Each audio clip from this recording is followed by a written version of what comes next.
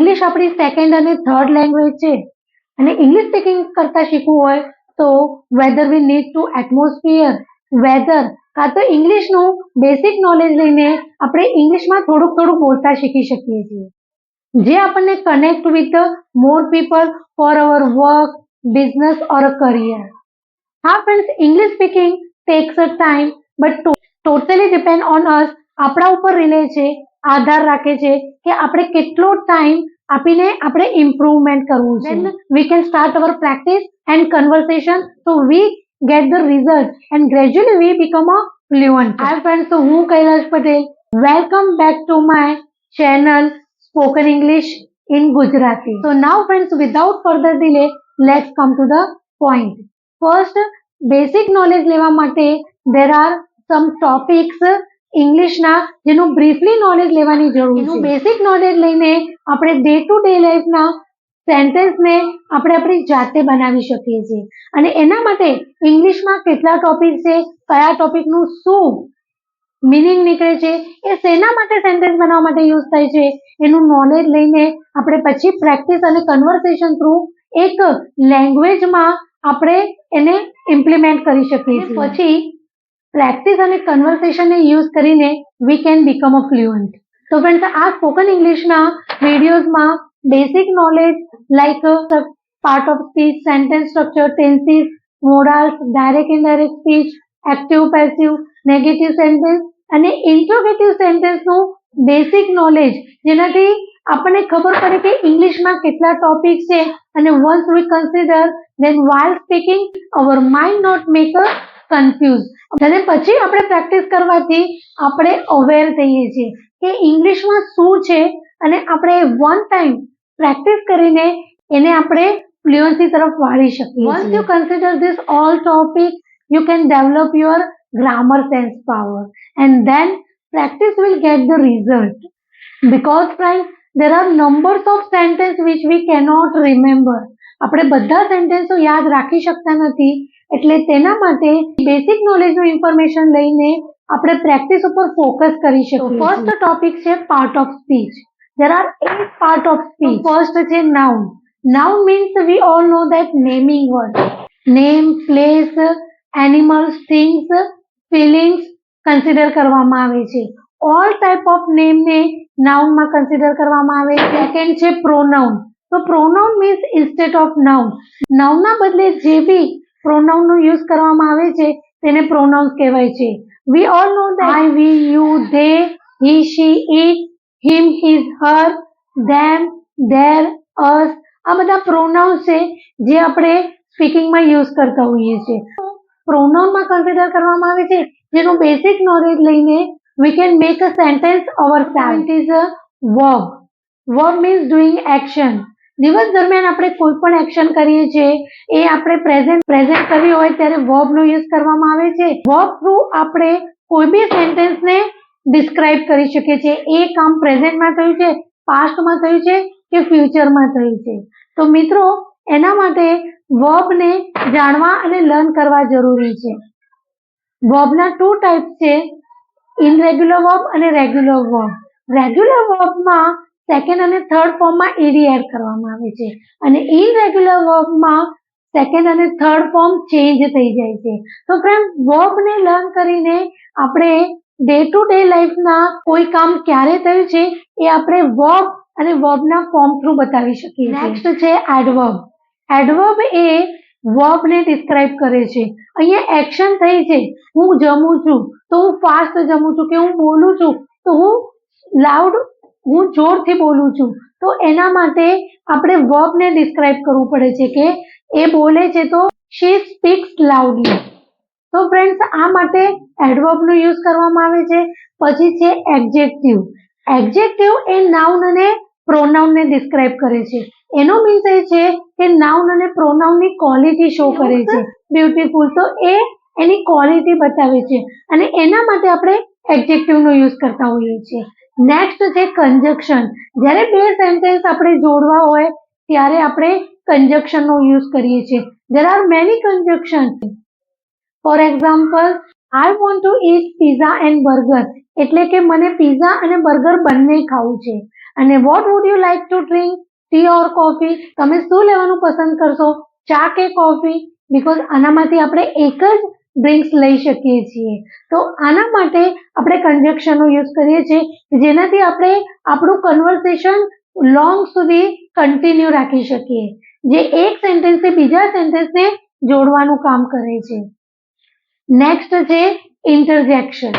Interjection is also simple part but once we need to consider કે આપણે જ્યારે કોઈ સરપ્રાઈઝ એક્શન આપણા ફેસ ઉપર ફિલિંગ એક્સપ્રેસ થતી હોય છે ત્યારે interjection નો યુઝ થાય છે. ફોર એક્ઝામ્પલ કે આવું થયું, oh really nice, wow it's look very beautiful. તો આ સડનલી એક્સપ્રેશન માટે ઓ, વાવ, આ બધા ઇન્ટરજેક્શન થ્રુ યુઝ કરવામાં આવે છે. તો this is all about briefly knowledge part of speech. હવે છે નેક્સ્ટ સેન્ટેન્સ સ્ટ્રક્ચર. ક્યારે પણ આપણે કોઈ બી લેંગ્વેજ શીખીએ છીએ ત્યારે એ વર્ડથી સેન્ટેન્સ અને સેન્ટેન્સથી કન્વર્સેશન ઉપર જતું હોય છે. તો ફ્રેન્ડ્સ, એના માટે આપણે એના વર્ડ અને એ વર્ડ્સનું સેન્ટેન્સ બને એના માટે સેન્ટેન્સ સ્ટ્રક્ચર આપવામાં આવે છે કે જેમાં સબ્જેક્ટ, વર્બ અને ઓબ્જેક્ટ હોય છે. કે એ કામ કોણ કરે છે, તેના માટે સબ્જેક્ટનો યુઝ કરવામાં આવે છે. એ સબ્જેક્ટ શું કરી રહ્યો છે એ માટે વર્બનો યુઝ કરવામાં આવે છે અને ઓબ્જેક્ટ કે કેના ઉપર કામ થઈ રહ્યું છે. એટલા માટે sentence structure also we should consider tenses. હવે તો આપણને બધાને ખબર છે કે ટેન્સીસ શેના માટે યુઝ થાય છે. કોઈ કામ પ્રેઝન્ટમાં કરીએ છીએ કે પછી ફ્યુચરમાં કરવાનું છે કે પછી પાસ્ટમાં કરવાનું છે, એના માટે આપણે ટેન્સીસને યુઝ કરીએ છીએ કે કોઈ ક્રિયા ક્યારે થાય છે અને એ બતાવવા માટે કે એ કહેવા માટે આપણે ટેન્સીસને જાણવું જરૂરી છે. તો ફર્સ્ટ આપણે ટેન્સીસના નેમ કન્સિડર કરવાની જરૂર છે. I think you might know that, કદાચ તમને ખબર હશે કે 12 ટેન્સીસના નેમ છે. 12 નેમ છે. પ્રેઝન્ટમાં તો simple present, present continue, present perfect અને પ્રેઝન્ટ પરફેક્ટ કન્ટિન્યુ. પાસ્ટ છે તો simple past, past continue, past perfect અને પાસ્ટ પરફેક્ટ કન્ટિન્યુ. અને ફ્યુચર છે તો simple future, future continue, future perfect અને ફ્યુચર પરફેક્ટ કન્ટિન્યુ. આવી રીતે પહેલા તમે ઓરલી નેમને લર્ન કરો અને પછી ફ્રેન્ડ્સ એના formula you have to learn. ટેન્સીસમાં સેન્ટેન્સ બનાવવા માટે ફર્સ્ટ આપણે એના નેમને કન્સિડર કરીને એના ફોર્મ્યુલા થોડા તમારે લર્ન કરવાના છે. જેમ 12 એકી સાથે ના થાય તો પણ ધીરે ધીરે પહેલા નેમને લર્ન કરો. પ્રેઝન્ટ ટેન્સના સિમ્પલ પ્રેઝન્ટનો ફોર્મ્યુલા, પ્રેઝન્ટ કન્ટિન્યુનો ફોર્મ્યુલા અને પ્રેઝન્ટ પરફેક્ટનો, આવી રીતે 3 પ્રેઝન્ટના, 2 પાસ્ટના અને ફ્યુચરના.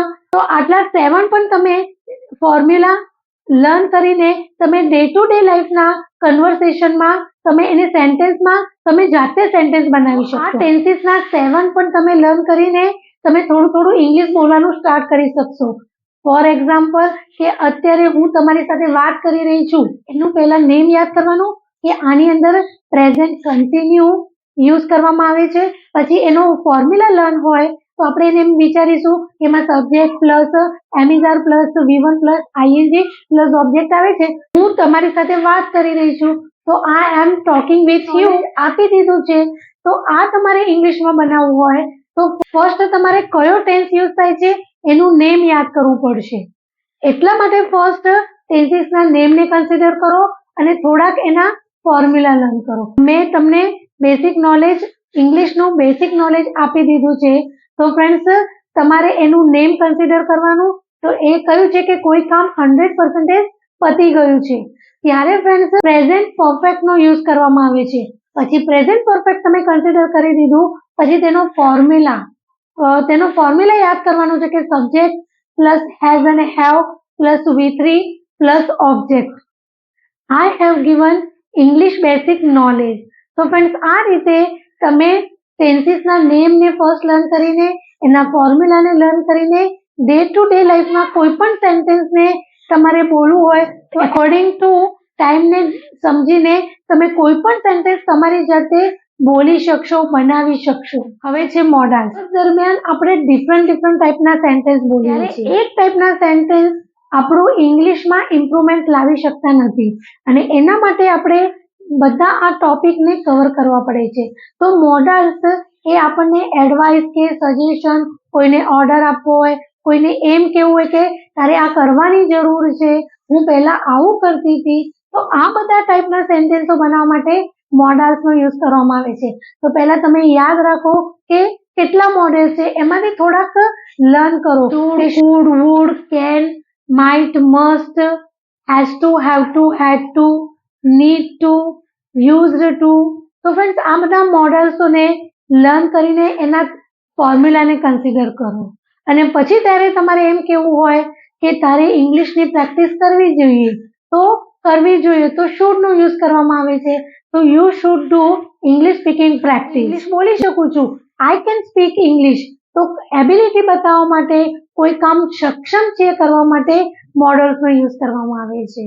તો આઈ હોપ અત્યાર સુધીનું આ બેસિક નોલેજ તમે ઇમ્પ્લિમેન્ટ કરી રહ્યા છો, સમજી રહ્યા છો કે ગ્રામરનું સેન્સ પાવર ડેવલપ કરવાની જરૂર છે. એને રોટાફિકેશન મારીને we can only understand English grammar, V cannot develop grammar sense. હવે આપણે આગળ જોઈએ તો નેક્સ્ટ ટોપિક છે ડાયરેક્ટ અને ઇનડાયરેક્ટ સ્પીચ. ફર્સ્ટ આપણે એને ગુજરાતીમાં જાણી લઈએ. કદાચ તમને ખબર હશે, પણ વન ટાઈમ તમે ગુજરાતીમાં સમજી લો તો તમે વધારે ક્લિયર થશો કે જ્યારે પણ બે વ્યક્તિ એકબીજા સાથે વાત કરતા હોય અને એમાંથી કોઈ પણ એક વ્યક્તિ એ વાત થર્ડ પર્સનને કહે છે, ત્યારે આપણે ડાયરેક્ટ અને ઇનડાયરેક્ટ સ્પીચનો યુઝ કરવામાં આવે છે. એમાં પણ સિમ્પલ ટેકનિક છે કે સેડ અને ટોલ્ડનો યુઝ કરવાનો છે. જ્યારે હું તમારી સાથે વાત કરી રહી છું ડાયરેક્ટલી, ત્યારે તમને કહી રહી છું, તો તમારે થર્ડ પર્સનને કહેવું હોય ત્યારે તમે એમ કહેશો કે મેમ ટોલ્ડ મી ધેટ. અને જ્યારે તમને હું ના કહેતી હોય, તમે બધા જ સાંભળતા હો અને તમે થર્ડ પર્સનને એવું કહેવા માંગતા હો કે મેમ એમના વિડીયોમાં એવું કહેતા હતા, મેમ સેડ ધેટ. તો આટલી વસ્તુ સમજીને ઇનડાયરેક્ટના થોડાક રૂલ્સને ફોલો કરીને તમે બેસિક સેન્ટેન્સ તમારી જાતે યુઝ કરી શકો છો. બીકોઝ ડાયરેક્ટ અને ઇનડાયરેક્ટ સ્પીચનો યુઝ ફ્રેન્ડ્સ આપણે ડેલી કન્વર્સેશનમાં બધાની વાતો આપણે એકબીજા સાથે શેર કરતા હોઈએ છીએ કે પેલા વ્યક્તિ આવું કહેતા હતા, આમ કરવાનું છે કે કાલે આમ કર્યું હતું. ડાયરેક્ટ ઇનડાયરેક્ટ સ્પીચનો યુઝ કરવામાં આવે છે કે કોઈ વાત આપણે બે વ્યક્તિએ કરી છે કે કોઈ વાત આપણે સાંભળી છે અને એ વાત આપણે થર્ડ પર્સનને કહેવી છે, ત્યારે ઇનડાયરેક્ટ સ્પીચના નેમને અને ફોર્મ્યુલાને કન્સિડર કરીને તમે એ સેન્ટેન્સ સિચ્યુએશન એકોર્ડિંગ તમે તમારી જાતે બનાવી શકશો. એટલે ડાયરેક્ટ અને ઇનડાયરેક્ટ સ્પીચનો યુઝ આપણે કોઈ બે વ્યક્તિના કન્વર્સેશનને થર્ડ પર્સનને કહેવા માટે યુઝ થાય છે કે પછી આપણે ક્યારેક કોઈ વસ્તુ સાંભળી છે અને આપણે એ વાત બીજા કોઈને કહેવી છે, ત્યારે આપણે ટોલ્ડ ધેટ કે સેડ ધેટનો યુઝ કરીને પછી એના ફોર્મ્યુલા થ્રુ આપણે કોઈ પણ સેન્ટેન્સ આપણી જાતે બનાવી શકીએ છીએ. એના પછીનો ટોપિક છે એક્ટિવ પેસિવ. એક્ટિવ પેસિવ એના માટે યુઝ થાય તો ફ્રેન્ડ્સ, ઓલવેઝ આપણે સબ્જેક્ટ, વર્બ અને ઓબ્જેક્ટ આવે છે, જેમાં સબ્જેક્ટ ઉપર ફોકસ કરવામાં આવે છે કે આ વ્યક્તિ એ કામ કરી રહ્યું છે. મેઇન તો એક્ટિવ પેસિવમાં તેના માટે યુઝ કરવામાં આવે છે જ્યારે વધારે એક્શન ઉપર ફોકસ કરવામાં આવે છે કે કામ થઈ ગયું છે. કોણ કરે છે એ આપણે જાણવું ઇમ્પોર્ટન્ટ નથી. રસોઈ બનાવી દીધી છે તો કોણ ઘરે? મમ્મી જ રસોઈ બનાવે છે. તો આ સેન્ટેન્સો આપણે ડે ટુ ડે લાઈફમાં વધારે બોલતા હોઈએ છીએ. આપણને અનનોઈંગલી પેસિવના સેન્ટેન્સ જ આપણે બોલતા હોઈએ છીએ, બીકોઝ ઘરમાં બધાને ખબર છે કે કોણ કામ શું કરે છે, ત્યારે ફક્ત એક્શન ઉપર ફોકસ કરવામાં આવે છે. ફોર એક્ઝામ્પલ, રસોઈ બનાવી દીધી છે, the food has been made. Room clean થઈ રહ્યો છે, કન્ટિન્યુ છે, તો the room is being cleaned. તો ફ્રેન્ડ્સ, આ રીતે જેમાં એક્શન ઉપર ફોકસ કરવામાં આવે છે કે આ કામ થઈ રહ્યું છે, પેલું કામ થઈ રહ્યું છે, ટીવી જોઈ રહી છે. Some formula which you have to learn. Formula થોડાક લર્ન કરીને ડે ટુ ડે લાઈફમાં સેન્ટેન્સ બનાવવા માટે તમને હેલ્પ થશે.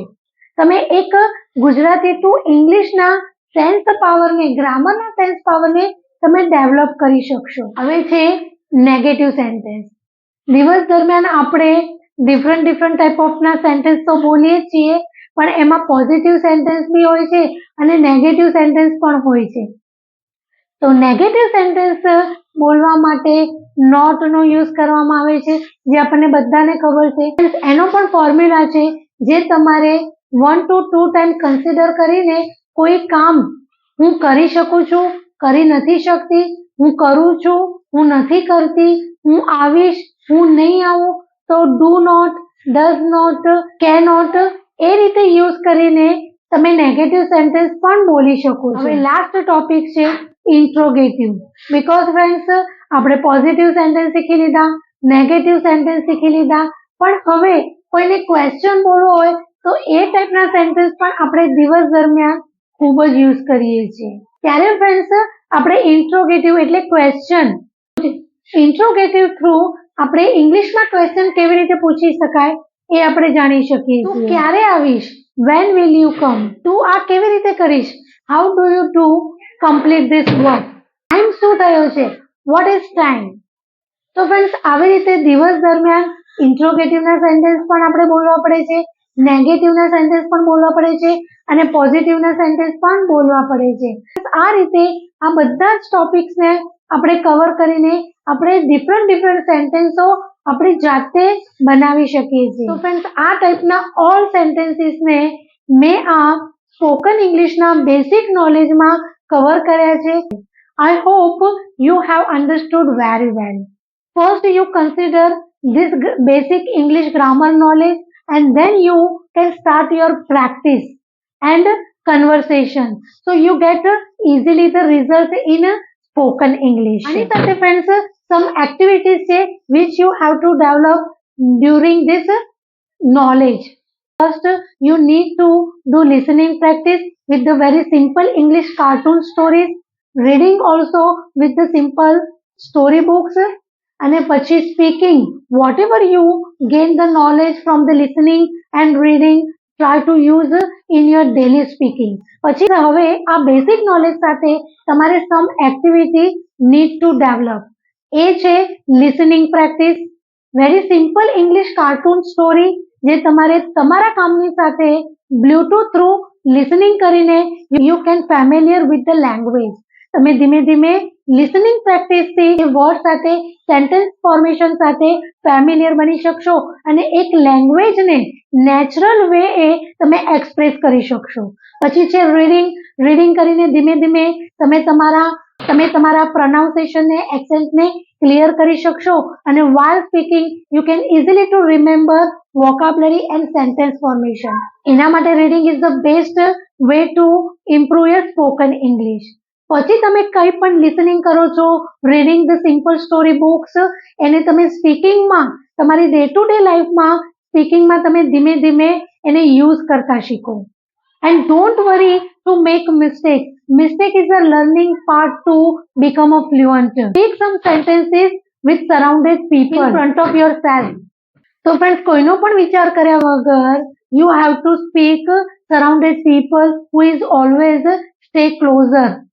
તો ફ્રેન્ડ્સ, આજના આ સ્પોકન ઇંગ્લિશના વિડીયોમાં ઇંગ્લિશનું બેસિક નોલેજ આપીને તમને એક ઇંગ્લિશમાં અવેર કર્યા છે કે આટલા ટોપિક્સનું બેસિક નોલેજ લઈને તમે ધીમે ધીમે પ્રેક્ટિસ થ્રુ ઇંગ્લિશમાં ફ્લુઅન્ટ બની શકો છો વિધાઉટ સમવન હેલ્પ. અને ફ્રેન્ડ્સ, આ બધા ટોપિકનું ડિટેલ્સમાં મેં નોલેજ મેં મારા શોર્ટ્સ અને લોંગ વિડીયોમાં આપ્યું છે, જે તમે મારા વિડીયોઝને જોઈને મારા ટેન્સીસનું નોલેજ, મોડલ્સનું, એક્ટિવ પેસિવનું, પાર્ટ ઓફ સ્પીચનું બધું જ નોલેજ લઈ શકો છો તમારી જાતે, તમારા પોતાના ટાઈમમાં. તો હું આ સ્પોકન ઇંગ્લિશમાં only I have given to energy to start English speaking practice. This is only for my motto, because only grammar, rules and knowledge is not help to speak a natural way. This is a language. So we need to some get energy to follow our habit, consistency, practice and patience. I hope you are getting my point. English is language. So only for grammar knowledge and only for understand English is not enough to become a fluent. We have to speak in your own mouth with a realistic situation. So put your efforts in your speaking skill. Because કોઈ પણ વસ્તુ શીખવા માટે friends આપણી consistency અને patience એ ખૂબ જરૂરી છે અને એને ફોલો કરવા માટે some of the video will give to energy because થોડા દિવસ પછી ફ્રેન્ડ્સ આપણે એને ફોલો કરવું ડિફિકલ્ટ થઈ જાય એટલા માટે ફ્રેન્ડ્સ સ્પોકન ઇંગ્લિશના વિડીયોમાં હું સમ એનર્જી આપું છું કે you keep continue you get the result. So keep practicing, keep motivate, keep to learning to yourself. Definitely soon you will become a fluent in English language to yourself. We will meet in some energetic video. Till time, take care. Bye bye.